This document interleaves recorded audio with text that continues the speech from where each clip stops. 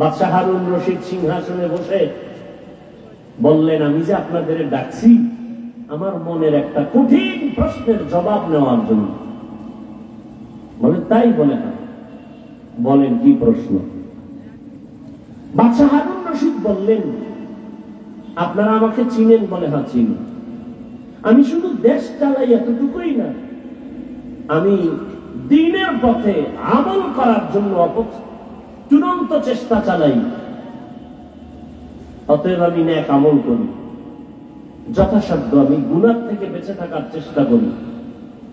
আমি আপনাদের থেকে জানতে চাই, আমি বাদশাহ হারুন রশিদ জাহান্নামী নাকি জান্নাতি? ওলামাদের মজলিসে প্রশ্নটা ছেড়ে দিলেন। একজন একজন করে সবাই এক আওয়াজ দিলেন যে আপনি জান্নাতি না জাহান্নামী এটা বলার কোন পাওয়ার, কোন সুযোগ আমাদের? হ্যাঁ, এতটুকু বলা যাবে, আপনি যদি ভালো আমল করেন তো আপনি জান্নাতের পথে আছেন, জান্নাতি বলা যাবে। আপনি যদি অপরাধমূলক অন্যায় কাজে জড়িত থাকেন আপনাকে বলা যেতে পারে আপনি জাহান্নামের পথে আছেন, জাহান্নামী বলা যাবে। বাদশাহ হারুন রশিদ মজাক করলেন, আমাকে যদি আপনারা একটা সাইড করে দিতেই না পারেন তো আপনাদের খাওয়াইয়া লাভ হইল? এত বড় মেহমানদারি করাইলাম, কি লাভ হলো? নিরাশ হয়ে গেলেন বাদশাহ হারুন রশিদ। ঠিক আছে, আপনারা যান, দেখি জবাব কোনদিন পাই কিনা। উলামায়ে কেরাম সঠিক কথা বললেও মনের মধ্যে একটু দুঃখ, বাদশাহ মনকে খুশি করতে পারলাম না। নিরাশ হয়ে উলামায়ে কেরামও যাবেন। ঠিক এমন সময় ওই মজলিসের পেছনে একটা 9 বছরের বালক দাঁড়ায় গেল। দাঁড়ায় বললেন, বেয়াদবি ক্ষমা চাই। বাদশাহ জাহাপনা, আপনি যদি হুকুম দেন জবাবটা আমি দিব। তাদের মতো না আলাদা? বলে আলাদা দিব।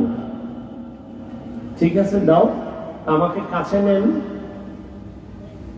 9 বছরের বালককে বাদশাহ রাস্তা করে কাছে আনলেন। 9 বছরের বালক বাদশাকে বললেন, প্রশ্নের জবাবটা কি আপনি দিবেন না আমি? বলে তুমি দিবা। তাহলে বলুন তো, প্রশ্ন করনেওয়ালা সে একটু উঁচু মর্যাদার না যে উত্তর দেয় তার মর্যাদা একটু বেশি? বাদশাহ হারুন রশিদ বলে, যে উত্তর দিবে ক্ষণিকের জন্য তার মর্যাদা কি? 9 বছরের বালক বলে, বেয়াদবি ক্ষমা করে আমাকে সিংহাসনে বসায় দেন, উত্তর দেওয়ার ঘরে নামায় দিয়েন, আপাতত উত্তর দেওয়া পর্যন্ত আপনি নিচে বসেন। বাচ্চাকে উত্তর জানতে হবে, বড় আবেগওয়ালা উত্তর, আমি জান্নাতি না জাহান্নামী। এখন বাচ্চা যেহেতু জবাব চায় আর সব আলেমরা তাকায় আছে, এই ছোট বাচ্চা কি বলবে? ওই যে শুরুতে বলছিলাম, বান্দা চাইলে কিছুই, আল্লাহ চাইলে। বাদশাহ হারুন রশিদ চাইছিল আলেমরা জবাব দিবে, কিন্তু আল্লাহ চাইছে বাচ্চারে দিয়ে জবাব দেও, রেডিও। বাদশাহ কয় ঠিক আছে,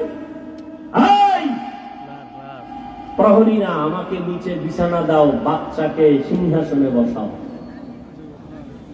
9 বছরের বালকের সিংহাসনে বসায় দিল, বাদশাহ হারুন রশিদ নিচে বসল। 9 বছরের বালক হারুন রশিদের সিংহাসনে বসিয়া জবাব দেওয়ার আগে বলে, এলেমের মর্যাদা তো এমনই হয়।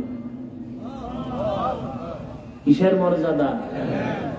এলমেরা এজাজ করদান বেহিসাব, হলকেরা দাদান জবাবে বাসওয়াব হক নদারত, दोस्त खल्का जारेरा निस्ती खसलत के दिनदारेरा।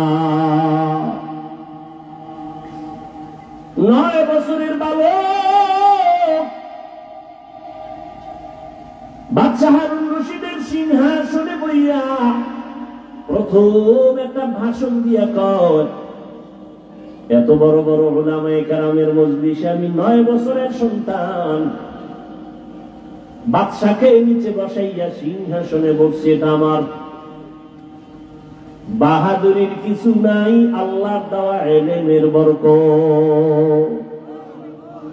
কিসের বরকত? ইলমের বরকত। ইলমওয়ালা কোরআনওয়ালারা টাকাওয়ালার পেছনে দৌড়াবে কেন? কোরআনের ইলম সিনাই নিয়ে চলো, টাকাওয়ালা তোমার পেছনে দৌড়াবে। কোটি টাকার মালিক দেখো, অভাব হয় না দূর, গরিবে ঘুমায় আরাম করে মনটা বাহাদুর। ফেরাউনের লাশটা দেখো মিশর জাদু ঘরে, খায় না মাটি পোকা মাছি সবাই ঘৃণা করে। হৃদয়ে থাকিবে যার নম্রতা সাদা, রহমত আসিবে সেটা প্রভুর ওয়াদা। বড় বাড়াই থাকলে দিলে রহমত আসবে না, নিজেকে নিজে ছোট মনে করিও সাদা।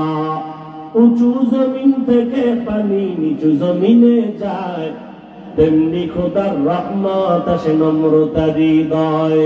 ভোগ বিলাসের বাড়ি গাড়ি পরে রবে সব, থাকতে সময় স্মরণ করো আল্লাহ আমার রব।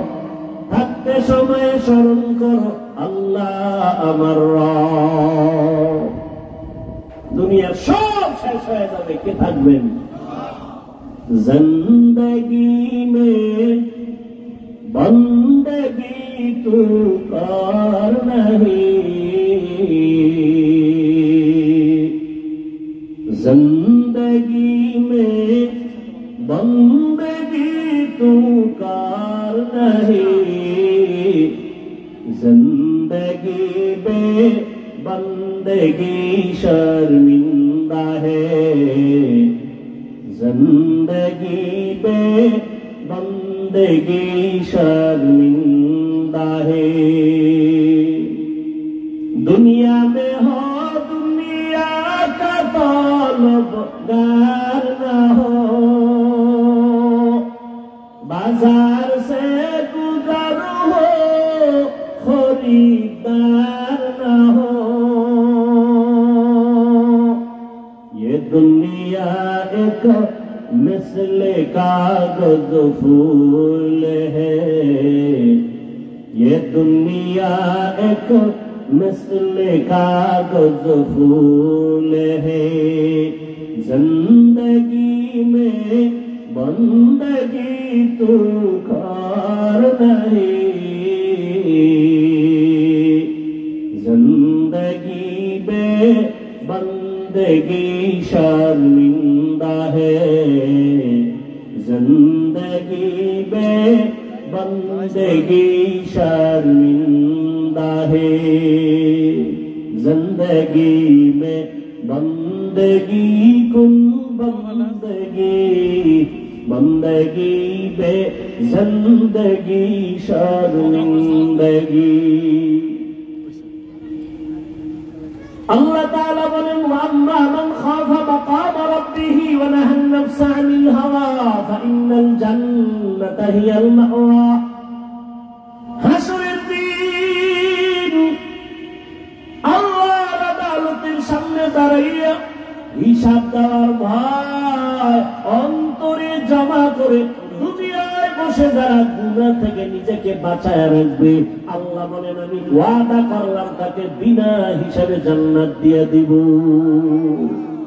আতিনা ফি দারে দুনিয়া না হাসান, আতিনা ফি দারে উকবা না হাসান।